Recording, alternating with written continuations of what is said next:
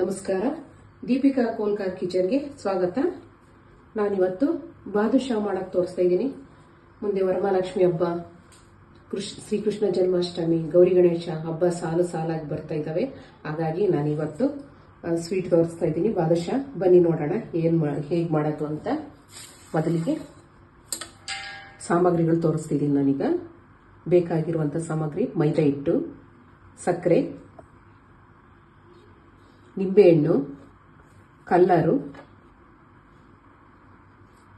ಏಲಕ್ಕಿ ಪೌಡ್ರು, ಏಲಕ್ಕಿ ಲವಂಗ ಪೌಡ್ರು, ಸೋಡಾ ಪುಡಿ, ಅಡುಗೆ ಸೋಡಾ, ಮೊಸರು,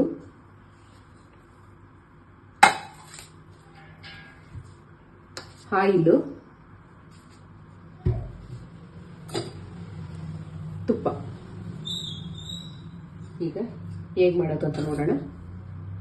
ಮೊದಲಿಗೆ ತುಪ್ಪನ ಸ್ವಲ್ಪ ಬಿಸಿ ಮಾಡಿ 1-2-3 ಸ್ಪೂನ್ ಹಾಕ್ಕೊಂಡಿದ್ದೀನಿ.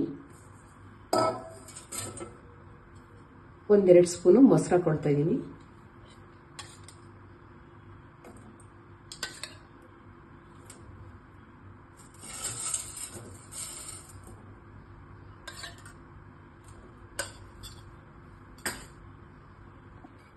ಒಂದು ಚಿಟಿಕೆ ಸೋಡಾ ಹಾಕ್ಕೊಳ್ತಾ ಇದ್ದೀನಿ.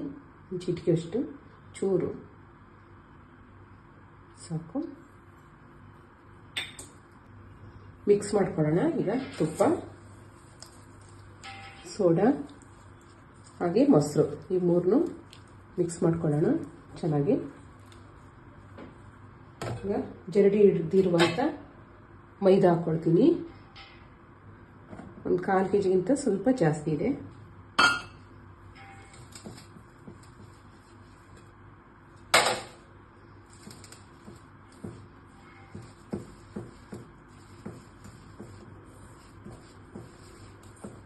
ಚೆನ್ನಾಗಿ ಮಿಕ್ಸ್ ಮಾಡ್ಕೋಬೇಕು.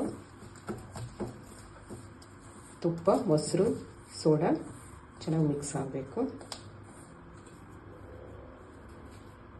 ಸ್ವಲ್ಪ ಕಲರ್ ಹಾಕ್ಕೊಳ್ತಾ ಇದ್ದೀನಿ.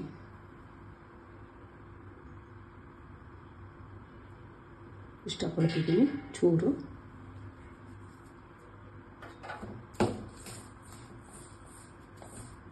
ನೋಡಿ, ಇಷ್ಟ ಆಗಿದೆ. ಈಗ ಸ್ವಲ್ಪ ನೀರು ಮಿಕ್ಸ್ ಮಾಡ್ಕೊಳ್ಳೋಣ.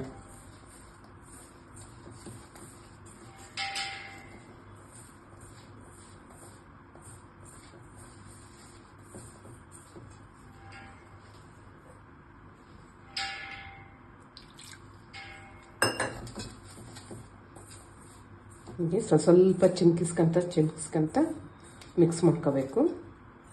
ಅಷ್ಟು ಒಂದೇ ಸರಿ ಹಾಕೋಬಾರ್ದು.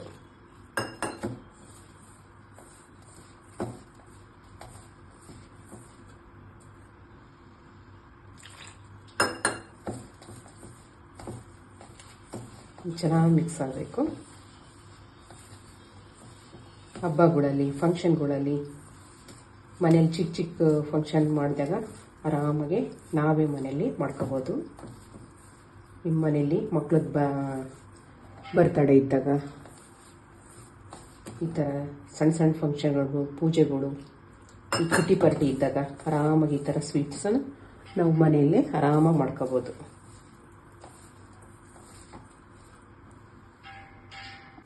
ನೋಡಿ, ಈ ಥರ ಕಲಿಸ್ಕೋಬೇಕು ಹಿಟ್ಟನ್ನು. ನೋಡಿ, ನಾನೊಂದು ಕಣ್ಣಳತೆಯಲ್ಲಿ ತೊಗೊಂಡಿರೋದು ಮೆಜರ್ಮೆಂಟು. ಕರೆಕ್ಟಾಗಿ ಅಳತೆ ಮಾಡಿ ಏನು ತೊಗೊಂಡಿಲ್ಲ, ಸುಮ್ಮನೆ ಒಂದು ಅಳತೆಯಲ್ಲಿ ತೊಗೊಂಡಿರೋದು, ಕಣ್ಣು ಅಳತೆಯಲ್ಲಿ. ಒಂದು 1/4 kg ಚೂರು, ಅವು ಆಜು ಬಾಜು ಚೂರು ಹೆಚ್ಚು ಕಮ್ಮಿ ಇರುತ್ತೆ ಅಷ್ಟೇ.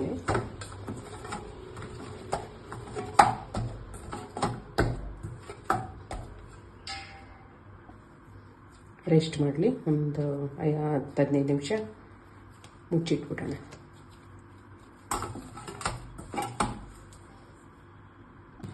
ಸಕ್ಕರೆ ಹಾಕ್ಕೊಳ್ತಿದ್ದೀನಿ.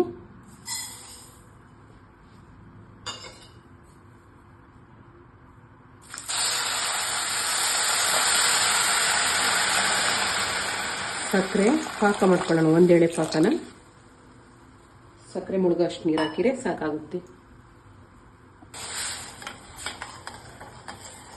ಸಕ್ಕರೆ ಕರಗಬೇಕು.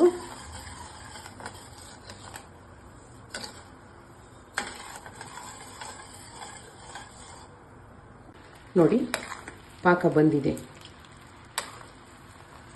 ನೋಡಿ, ಇಷ್ಟಾದರೆ ಸಾಕು. ಇಷ್ಟು ನೋಡಿ ಎಳೆ ಬರ್ತಾ ಇದೆ ನೋಡಿ, ಕಾಣಿಸುತ್ತೆ ಅನಿಸುತ್ತೆ.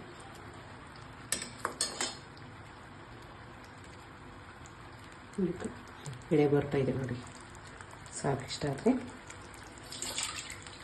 ಸ್ಟವ್ ಆಫ್ ಮಾಡ್ಕೊಂಡು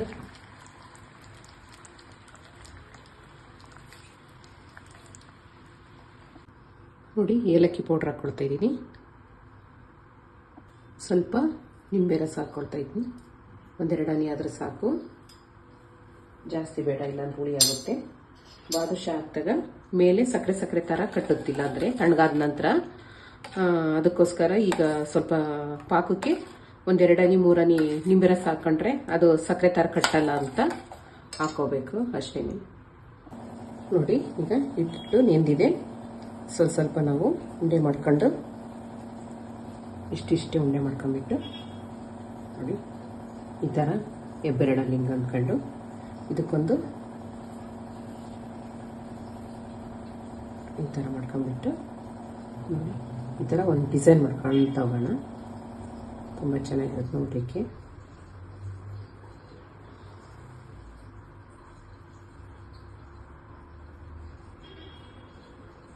ಈ ಥರ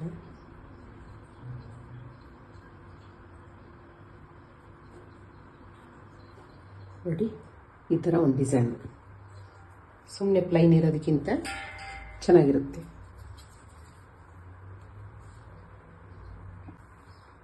ನೋಡಿ ಈ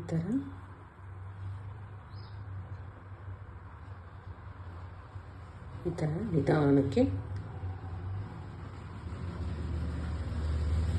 ಈ ಥರ ಹಿಂಗೆ ಸುಮ್ಮನೆ ಸುತ್ತಬೇಕಷ್ಟೇ.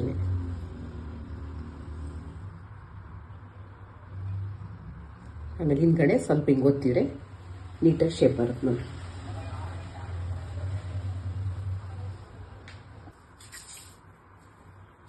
ನೋಡಿ ಈ ಥರ ಪ್ಲೈನಲ್ಲೂ ಮಾಡ್ಬೋದು. ಈ ಥರ ಉಂಡೆ ಮಾಡ್ಕೊಂಬಿಟ್ಟು ಇದರ ಹೆಬ್ಬೆರಳಲ್ಲಿ ಈ ಥರ ಹಿಂಗೆ ಅಂದ್ಬಿಟ್ಟು ಈ ಥರನೂ ಮಾಡ್ಕೋಬೋದು. ಈ ಥರನೂ ಚೆನ್ನಾಗಿರುತ್ತೆ. ಸ್ವಲ್ಪ ಡಿಸೈನ್ ಮಾಡಿದರೆ ಚೆನ್ನಾಗಿರುತ್ತೆ ಅಂತ ನಾನು ಈ ಥರ ಮಾಡ್ತೀನಿ ಯಾವಾಗಲೂ. ಈ ಥರ ಮಾಡ್ಕೊಂಬಿಟ್ಟು ಈ ಥರ ಸುಮ್ಮನೆ ಸುತ್ತಕೊಳ್ತಾ ಬರೋದು. ಕಾಣುತ್ತೆ ಅನಿಸುತ್ತೆ. ಈ ಥರ ಸುಮ್ಮನೆ ಹಿಂಗೆ ಸುತ್ತಕೊಳ್ಳೋದಷ್ಟೇ. ಪ್ಲೈನ್ ಇರೋದಕ್ಕಿಂತ ಚೆನ್ನಾಗಿರುತ್ತೆ ಅಂತ ಅಷ್ಟೇ.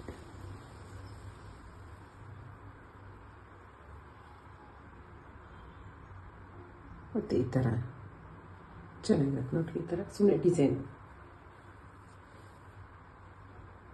ಎಣ್ಣೆ ಕಾಯ್ಲಿಕ್ಕೆ ಇಟ್ಟಿದ್ದೀನಿ. ಬಾದುಷಾನ ಎಣ್ಣೆಲಿ ಕರಿಯೋಣ. ನೋಡಿ ಈ ಥರ ಇದೆ. ಈ ಥರ ಮಾಡ್ಕೊಂಡಿದ್ದೀನಿ. ನನಗೆ ಎಣ್ಣೆಲಿ ಬಿಡ್ತೀನಿ ಒಂದೊಂದೇ. ಎಣ್ಣೆ ಕಾದಿದೆ.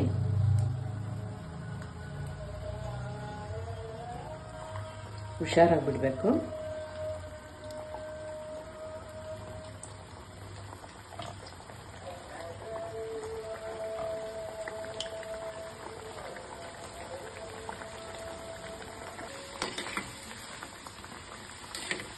ಎಣ್ಣೆಯಲ್ಲಿ ನಾವೇನೇ ಕರಿಬೇಕಾದ್ರೆ ತುಂಬ ಕೇರ್ಫುಲ್ ಆಗಿರಬೇಕು.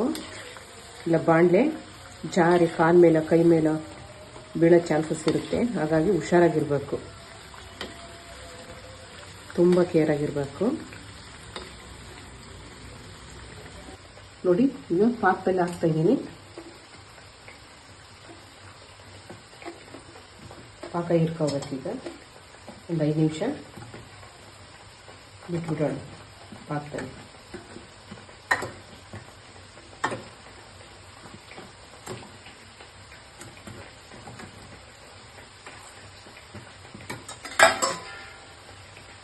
ಬಾದುಷಾ ಸವಿಯಲು ಸಿದ್ಧವಾಗಿದೆ. ನೀವು ನಿಮ್ಮ ಮನೇಲಿ ಮಾಡ್ಕೊಳ್ಳಿ, ಹಾಗೆ ತಿನ್ಕೊಳ್ಳಿ. ಲೈಕ್ ಮಾಡಿ, ಸಬ್ಸ್ಕ್ರೈಬ್ ಮಾಡಿ, ನಿಮ್ಮ ಫ್ರೆಂಡ್ಸ್ ಆ್ಯಂಡ್ ಫ್ಯಾಮಿಲಿಗೆ ಶೇರ್ ಮಾಡಿ.